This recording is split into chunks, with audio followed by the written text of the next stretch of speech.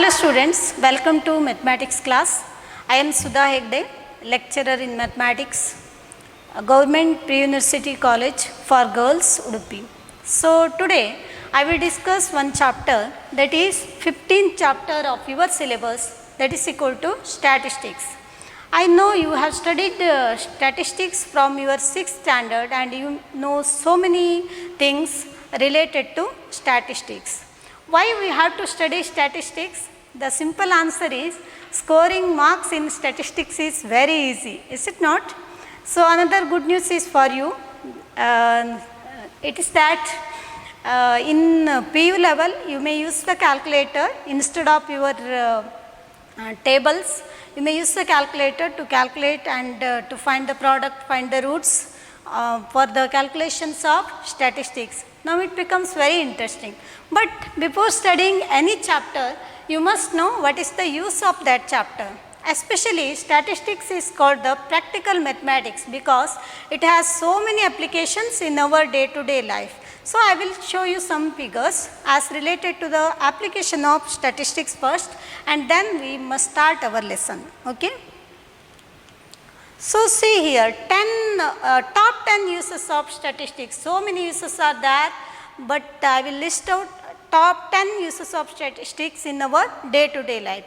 So the first one is prediction of natural calamity and prediction of the results of any event that can be done, and then testing of the goods and testing the quality of the goods can be done, and forecasting, especially in case of weather forecasting we will use the statistical analysis, and preparedness for the natural calamities. So we may judge whether natural calamities happens or not in certain situations so that we may prepare for that situation, and predicting the results of any event by using the statistical analysis, and political approach for the exit poll result, all those things. In the insurance field, consumer field, financial field, sports field, we can make use of statistics and statistical analysis in our day-to-day life. I will show you some applications in a separate picture. So it is the quality assurance. There must not be difference between quality assurance and the quality control. They must be equal so that goods can be sold very well, and that is possible by calculating or by making the analysis by using the statistics. And this is the prediction of disease. So we are in the period of corona. So in every channel you may heard the prediction about the corona will end at this month and it is maximum at that month. How it is possible? It is possible by collecting the data and making the analysis of the data, how the coronavirus spreads, all those things by using the statistical analysis. And then the predictions can be done by the statistical analysis. It's the prediction of artificial intelligence in 2020. So how it spreads and how it becomes more important in 2020. And then the census results. So census, I think you know, they will collect the data from all the communities and then they analyze the data, and all the policies of the government depends upon our census, and this is the best example for statistical analysis. And then this is the exit poll results. Exit poll results means what? After the election, before counting the votes, they will do some predictions about the result of the elections in every country, is it not? In every channel will do it, and it is possible by using the statistical analysis. And another very important use is weather forecasting. So whether it is rainy day tomorrow or any natural calamities are there, so all these are possible by using the statistical analysis. And you know, the main use of statistics is you can represent the data in a beautiful diagram so that everyone can understand the representation very well. So here it is a bar chart, drawn it histograms and frequency table, and the circle graph is there, line graph is there, stem and leaf plot is there, line plot is there, box and whisker plot is there. All these graphs will attract the people and show the data given. If they are written on the board, they will not give the attention, but if they are represented in the figure, it becomes very effective means to understand the data. So that is the use of statistics. So let me explain what are the steps that we use in the statistics. So these are all the steps we will use in the statistics. Note down one by one. So define why you need the data analysis. First you must define why you need the data analysis. And second step is begin collecting the data from the sources. So as related to this statistical analysis, you must collect the data and then clean through the unnecessary data. If any unnecessary data is there, you must delete them and begin analyzing the data, and then based on this analysis, you must interpret the result and apply them. So these are the scientific method. These are the scientific method of statistical analysis. I will apply this to your result. So corona was there, but also your SLC exam is conducted, is it not? So what is the, and why you need the exam? So many of you told we need exam, is it not? Have you told you need exam? I don't know. So you need exam because you have to score more and your name will come on the paper, or you must write the exam. You are very curious about the exam. Therefore, they conducted the SLC exam. So that is the motto of SLC exam, that they decide and whether you are pass or fail by writing the exam itself. Don't pass all the students, and then they begin collecting the data from the sources. How to collect the data from the sources? So they conducted the exam and evaluate your paper. So your marks are the data which are which is necessary to decide your result. And they clean up the unnecessary data and then begin to analyzing the data, tabulation of your marks, and apply some conditions for your marks, whether you are pass or whether passed with distinction, first class, all those things. They have the different strategies to decide all this, and based on that they announced your result. So these are all the steps included in the results of SLC, and these are the basic steps of statistics. So with these basics, I will go further. So what are the syllabus of this year in the statistics? So in your SLC class, you have studied the measures of central tendency. Is it not? What are the measures of central tendency? So you know the measures of central tendency in your previous class. Measures of central tendency. So there are three. So first one is the mean, is it not?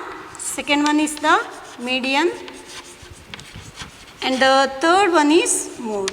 You know different methods to find mean, median, mode of different types of data given in the statistics. You studied it in detail. But in this class, we will study the measures of central dispersion. Measures of dispersion. First of all, you must know what are the measures of dispersion, why we need the measures of dispersion. Before starting the syllabus, I will tell you one story. So two batsmen are there, batsman A and batsman B. They are very famous batsmen. Both of them are having average score of 45 in the previous 10 matches. Average score of 45 in the previous 10 matches. So national team selection was there, but unfortunately this A is not selected and B is selected to the national team. So A gets angry automatically. Sit baratalva again. I have an average of 45, but I am not selected, but B is selected. He complained to the selection committee that why I am not selected to the match. and then one judiciary board come into exit. Complaint ಮಾಡಿದ ಮೇಲೆ ನ್ಯಾಯ ಕೊಡಬೇಕಲ್ವಾ. So enquiry committee, and then head of the enquiry committee knows the stat very well. He asked A and B, so what are your scores in past 10 matches? I want to know your performance in the past 10 matches and the details of the 10 matches. So they gave the details of their scores in past 10 matches, and this is the detail of batsman A and this the details of batsman B, and the expert glanced at the score and asked them to represent it in a graph. So scores will be always represented in a number line, is it not? A represented his score like this. So A represented his scores on the number line like this.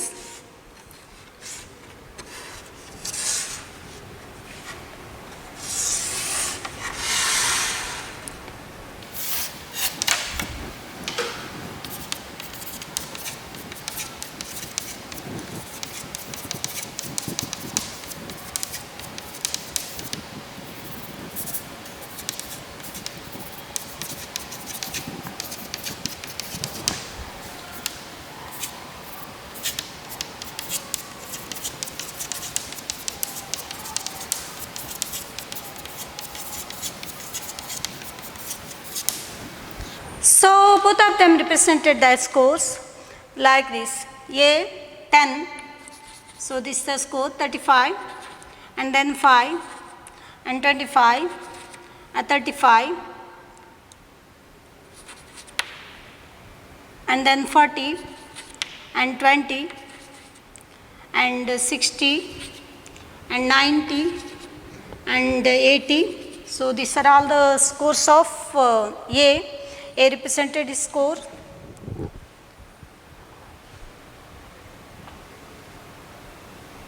Okay.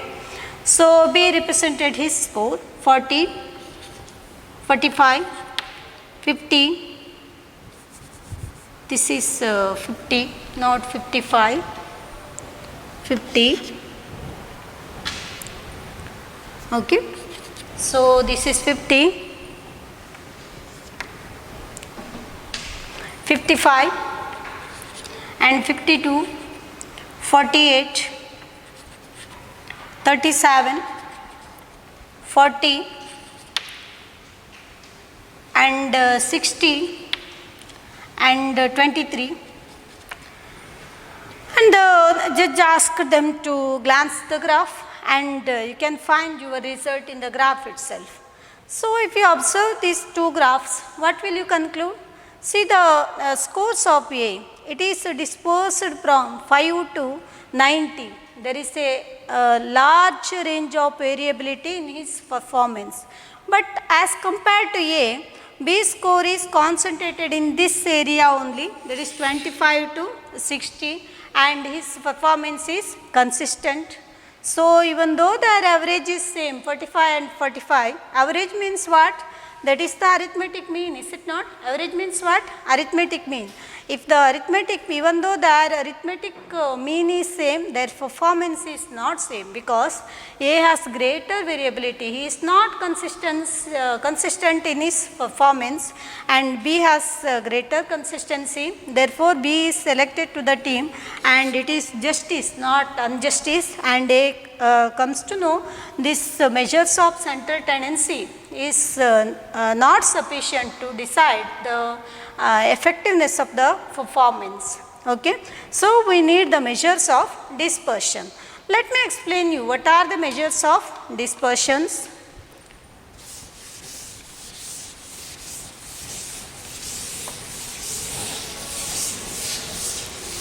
There are 4 types of measures of dispersions.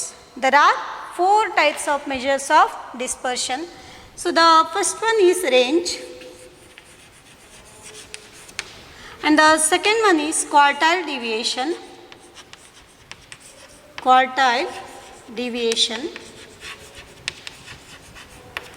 And the third one is mean deviation.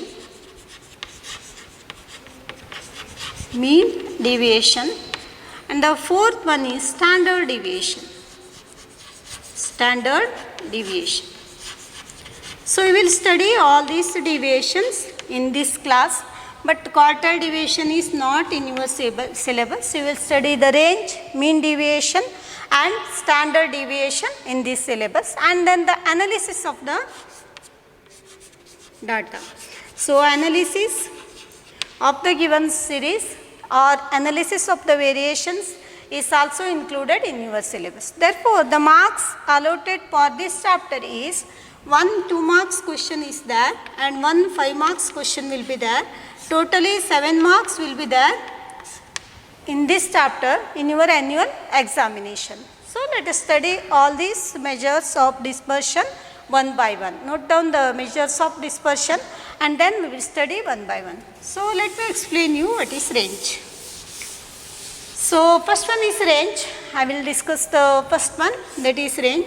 So range means it is the difference between the higher score and lower score in the given series of data. What is the definition of range? Range is nothing but range R is equal to higher score minus lower score in the series of the given data. So R is the range, H is the higher score and L is the lower score. R means what? Range of the series, and H is highest score of the series, given series, highest score, and L means the lowest score. So let us discuss one example related to range. I will discuss this problem. So example 1, find the range of the following data.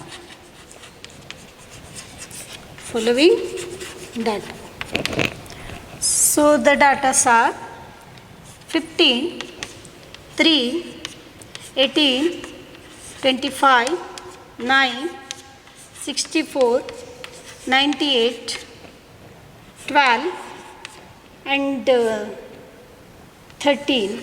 So these are the data. You must calculate the range of this data. So you know the formula of range. Range is equal to H minus L, where H is the highest score and L is the lowest score. So glance the data and find the highest score. What is the highest score here? 98. And what is the lowest score? It is 3. 98 minus 3, that's equal to 95. This is the method of calculation of range for the given data. So as you know, in this example, range speaks about only the highest score and the lowest score. It will not explain or it will not tell us anything about the scattering of the data. Therefore, range is considered as the not effective method of measure of dispersion. Therefore, we must study the other means of measures of dispersion, and let us pass on to the mean deviation. It is effective than the range. Okay, but range is useful in weather broadcasting, the highest temperature of the city and the lowest temperature of the city, and while telling about the goods, highest price of the goods today in the market and lowest price of the goods, it is useful for that purpose only, and for the other data it is not so useful because it gives only the rough idea of the dispersion. Okay, the next measures of central tendency is mean deviation. I will take mean deviation. So I will write it here because you must know what are the calculations included in mean deviation. So what is the meaning of mean deviation? We will take the two measures of central tendency, that is mean and median. So we will calculate the mean deviation by using these two central tendency. So that is about mean. About mean we will calculate the mean deviation, and another is about median. about median. We will consider these two measures of central tendency, mean and median. They are very strong measures of central tendency, and we will calculate the deviations from this mean and median. So, if we calculate the deviation, usually the distribution of the scores will be like this. They depends upon the normal probability curve, and mean will be always at the middle. So, if we calculate the deviation, deviations means which is the difference of this score with this mean. Therefore, we will get some value negative, and in this area we will get the positive value because score is more than the mean, is it not? Therefore, here in this area we will get the negative value, and here in this area we will get the positive value. If you add the deviations, then we may get 0 or the deviations may get cancelled, but this curve is not flat. We must consider that thing. Therefore, to avoid this, we will take the absolute value of the deviations. What is the absolute value of the deviations? Absolute value means we will take the modulus of that deviation.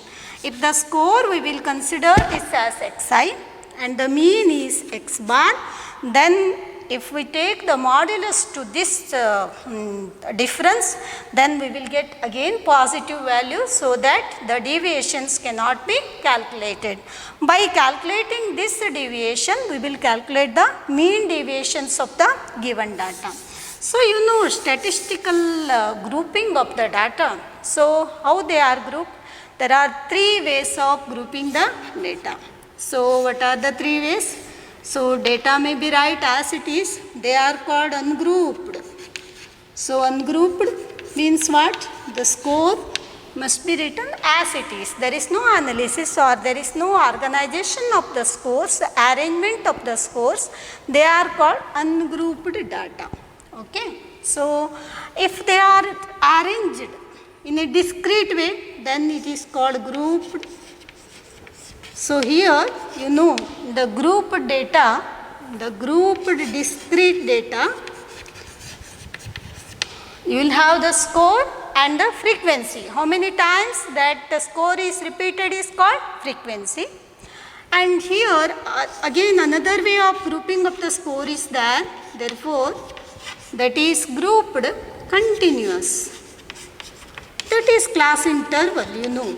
We will group the data according to the class interval 0 to 10, 10 to 20 and 20 to 30, like that. 3 ways of grouping of the data is that, therefore, you must calculate the mean deviation about the mean for the ungrouped, for the grouped discrete and for the grouped continuous data. Again about the mean, median, you must have these 3 groups. So, I will not write it again, you must note it again.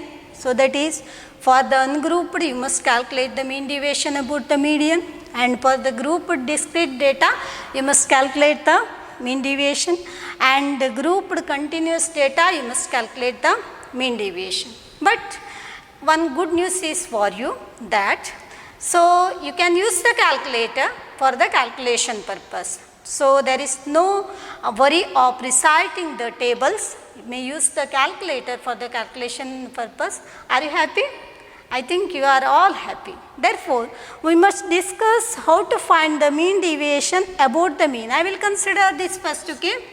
So, there are 6 ways of finding the mean deviations, and some shortcuts methods are also there, and you must remember all the columns and formulae of the problems. Therefore, I have written all of them in a systematic way. Okay. I will discuss first mean deviation about the mean of ungrouped data, and then grouped discrete data, and then grouped continuous data. I will discuss one problem, and you must be ready with your calculators and you must do your calculations. Okay, let me go further. Okay, I will discuss these 2 problems first. Mean deviation about the mean. So, for the ungrouped data and for grouped discrete data. So, these 2 are the tasks before us. Let me go for the calculations one by one. So, for this find the mean deviation about the mean of the ungrouped data. you must write these scores in columns. Name them as xi, make the column 1. So, the name of this column is xi. Okay, the given score you must write it here, the given score. And the next column will be deviation, that is D. Deviation I will mention it as D for the simplifying purpose, and actual deviation is x minus x bar. So, these two are the columns required to calculate the mean deviation of the ungrouped data. Mean deviation about the mean of the ungrouped data. Okay, prepare the table like this, calculate with me, don't waste time. So, I will write the score here 4, 7, 8, 9, 10, 12, 13 and 17. You know how to find the mean of these scores. You must add all these scores. So, how many scores are there? That is nothing but number of score n. 1, 2, 3, 4, 5, 6, 7, 8. So, 8 scores are there. Therefore, number of score is equal to 8. Add all these numbers. So, add all these numbers. We will get the score total. So, what is the total? So, that is nothing but 8, 80. The sum of the score is equal to the summation of xi. I will write summation of xi is equal to 80. So, that I will get the mean of the score. So, what is the formula to find the mean? So, x bar is equal to summation of the score divided by number of score. So, that is equal to 80 divided by 8, that is equal to 10. Therefore, means of this score is equal to 10. Next, we must calculate the deviations. So, the deviation of all these scores from this mean, that is deviations from this mean. 4 minus 10, we must take the absolute value.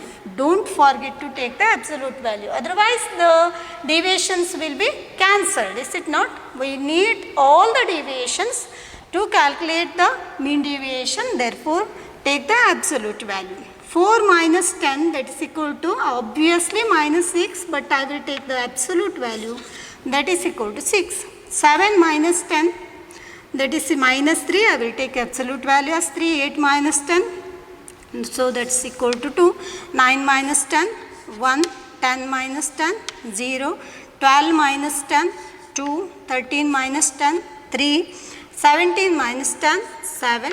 Then you must add all these scores, that is nothing but sigma d, the sum of the deviations. So, you will get it here. If you add all these, you will get, what you will get? Calculated. So, that is equal to 24. Am I right? Check the calculation once again. If it is wrong, make the corrections. Because you have the calculator, is it not? Therefore, sigma d is equal to 24. So, how to calculate the mean deviation? Mean deviation, MD, not managing director. This is MD means mean deviation in this chapter. Okay. Mean deviation, the formula is sigma d divided by n. This is the short form. You know what is d, that is equal to absolute value of xi minus x bar. This is the actual formula. I make it simple by writing this. You may remember sigma d divided by n. So, that is equal to 24 divided by, what is n? That is equal to 8. Therefore, mean deviation is equal to 3. So, this is the method of calculating the mean deviation for the ungrouped data. If the ungrouped data is given, add them, you will get sigma xi. So, count the data, that is equal to n, and divide it by the sum of the score, you will get the mean, and find the deviation, absolute value of the deviation, add them, you will get the total deviation, and then mean deviation is nothing but total deviation divided by number of score, that is equal to 3. Understand? So you may try other questions also, and you must remember these column. The columns are very important. If you know the column, then you make the calculation very easily by using the calculator. Let me pass on to the next one. Mean deviation about the mean of the grouped discrete data. So here also we need the column. So I will make the column first. You must do the column yourself. Ready with your calculators. So many calculations are there here. So second one is F. First column is for the score. Second one is for F. And then third column, as you know, that is F into X. And then we must calculate the mean deviations. And then you must multiply the deviations with the frequency. So these are the columns required to calculate the mean deviation about the mean of the grouped discrete data. Okay, are you ready with your columns? Calculate with me. Don't observe the calculations, you must do it yourself. This is the practical side of mathematics. Okay, so this is first column is xi, the next column is fi, and then xi fi, you must multiply these two, and then this is the deviation. What is the formula for deviation? Xi minus x bar, absolute value, and you must do fi into d. So fi into deviations. So I will write the score 5, 10, 15, 20 and 25. Don't add these scores because they are grouped. 5, how many times 5 is repeated? 7 times it is repeated. 10 is repeated 14 times, 6 times, 3 times and 5 times. Therefore, to find the total score, don't count the score here. These are all the number of repetitions. Therefore, n here is equal to 25 you will get. If you add all these, you will get 25. N is equal to 25. Then go for the multiplication. 5 into 7, that is equal to 35. 14 into 10, that is equal to 140. And 15 into 6, that is equal to 90. 20 into 3, that is equal to 60. 25 into 5, that is equal to 125. Okay. You must add all these things, that is sigma fi xi. If you add all these, you will get the score. Add all this, I will give the gap. Use the calculator and add all these. What will you get? So that is nothing but 350. So you will get 350. After this calculation, you must calculate the mean, because here you must calculate in the next column, you must calculate the deviations. For the calculation of the deviation, you need the mean. Therefore, calculate the mean. You know the formula. So that is sigma fi xi divided by n. So here only sigma xi, because there is no repetition, ungrouped, but here it is grouped. Therefore, fi xi divided by n. What is sigma fi xi? So that is equal to 350 divided by 25. 350 divided by 25. Therefore, 1 and then 4. 14 is the mean. And then calculate the deviations. So from the score x, you must calculate the deviation. Don't be confused with f. The column is from first column 5 minus 14 absolute value. Therefore, I will take 14 minus 5, that is equal to 9. 10 minus 14, that is equal to 4. 15 minus 14, that is equal to 1. 20 minus 14, that is equal to 6. 25 minus 14, that is equal to 11. So all these are the deviations. So what is the next step? You must multiply these deviations with f. 7 into 9, that is equal to 63. 14 into 4, 50. 6 you will get. 6 into 1, that is equal to 6. 3 into 6, that is equal to 18. 5 into 11, that is equal to 55. I will give the gap. You must add all these FID. So that is the product of frequency and deviations. You must find the sum. What is the sum? I want the sum here. Make the sum by using the calculator. So what will you get? That is equal to 158, I think. Am I right? So 158. Now go for the mean deviation. Our MD, managing director, no, mean deviation. So that is equal to sigma Fi. What is D? D is nothing but absolute value of x minus x bar divided by n. So here you will get 158 divided by n is equal to 25. So 158 divided by 25. So if you calculate by using the calculator, you will get 6.32. So you must remember the columns very well. First column is xi, second column is fi. You must multiply these two columns and you will get the fi xi value. By using this fi xi value, you may calculate the mean of the data and then calculate the deviations, absolute value of the deviations. Multiply these deviations with the repetition of the score. You will get fi into deviation and use the formula to find the mean deviation.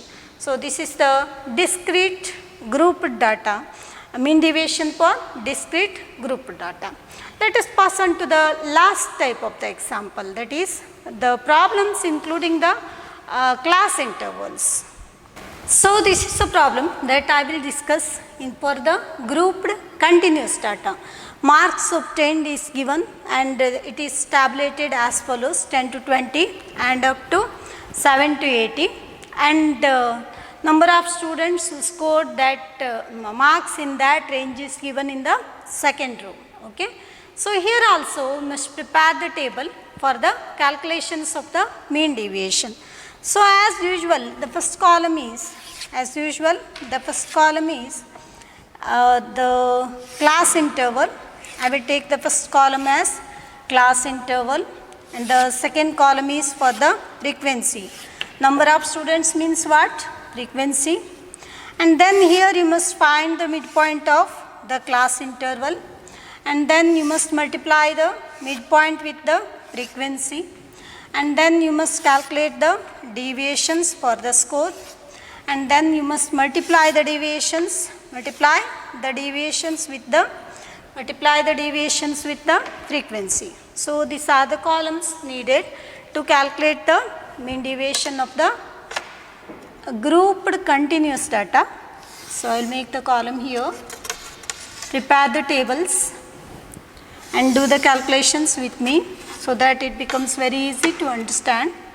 Ready with your calculator. Okay. So these are the columns needed. So first column, so that represent the class interval Ci. I will write the first column as Ci. The next column is Fi. So the third column here is midpoint. So that midpoint is considered as Xi. So midpoint is considered as Xi. And then the same column as in the previous case, Fi Xi, you must calculate the mean and then go for the deviation, that is absolute value of Xi minus x bar, and then the last column is Fi into D.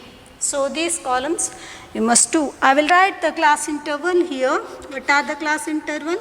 Write the class interval with me. 10 to 20, 20 to 30, 30 to 40, 40 to 50, and then 50 to 60, 60 to 70, and 70 to 80. It ends there, is it not? 70 to 80. Carefully calculate the frequencies. 2, 3, 8, 14, 8, 3, 2. You know, after the Fi score, you must get n here, total number of scores you will get by adding the Fi, that is 5, 13, 13 plus 14, 27, 27 plus 8, 35, 35 plus 5, that's equal to 40. The total score of this data is equal to 40. Midpoint, how to calculate the midpoint? I know you know the method of calculating the midpoint. If you don't know, please remember lower limit plus upper limit. So lowest score divided by upper score divided by 2. How to calculate the midpoint of this class interval? Add the lowest score and the highest score and divide it by 2.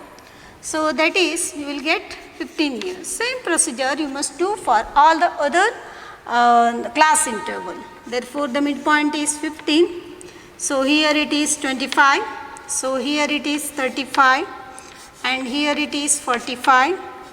And 55. And 65. And 75 will get. And then multiply it with the frequency, that is equal to 30, and here it is 75, so that is equal to 280 here, and 45 into 14. So you must complete all these product first and then go further. So the product is 630 and 440, 135, 150. You must add all these scores to calculate the mean, that is equal to 1800. Is it visible for you? Otherwise write 1800, 1800. So you must calculate here the mean of this score. The formula is same, that is Fi xi divided by n. So that is equal to 1800 divided by total score is equal to 40. So 0 and 0 cancels here. So that is equal to 45. 45 is the mean of these scores. Then calculate the deviations by considering this xi. So xi means midpoint of the class interval. So here you will get 45 minus 15, 45 minus 15. Therefore you will get 30 here. So 25 minus 50. So that is equal to 20. And then 35 minus 45, not 50, 45. So that is equal to 10. 45 minus 45, 0. 55, here 10. Again here it is equal to 20. And here it is equal to 30. So these are all the deviations. Multiply it with the frequency. So that is equal to 60. 20 into 3, that is also equal to 60. And then 10 into 8, that is equal to 80. So 14 into 0, that is equal to 0. 8 into 10, again it is equal to 80. And 3 into 20, that is equal to 60. And 2 into 30, that is equal to 60. You must add all these scores by using the calculator. You may add Fi into deviation. Fi into deviation. So what you will get? 120. So 200.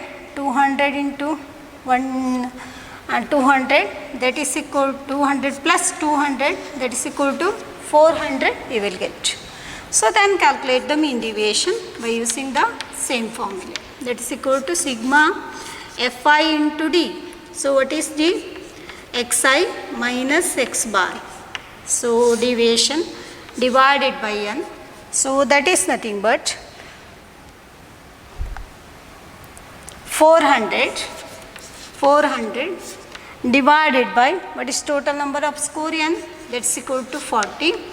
Exactly 10 you will get. So this is the method of calculating the mean deviation of the grouped continuous data. Once again, please remember the columns systematically, otherwise you can't solve the problem. So what are the columns needed here? Class interval and Fi will be given.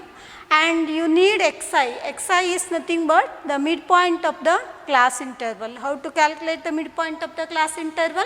By adding the lowest score and highest score and divide it by 2, average of lowest and highest score. So then multiply Fi with xi to get the summation of Fi xi and calculate the mean of the given data. and then calculate the deviations, absolute value of the deviations, and then calculate this Fi into d, so that you can substitute in the formula and get the answer mean deviation. So, this is about the one task. We completed one task. What is the task? So, mean deviation. So, we calculate the mean deviation about the mean. So, this part is completed. About mean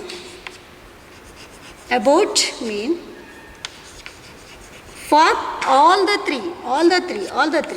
three types of the scores: ungrouped, grouped discrete, and then grouped continuous. So, I will give the homeworks.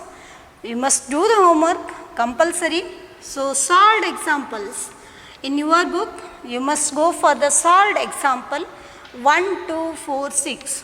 1, 2, 4, 6. They are solved in your book. You must note down all these 4 examples.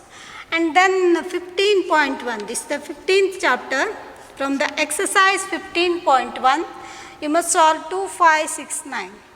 2, problem 2, 5, 6, 9. So, we will meet in the next class. Thank you all.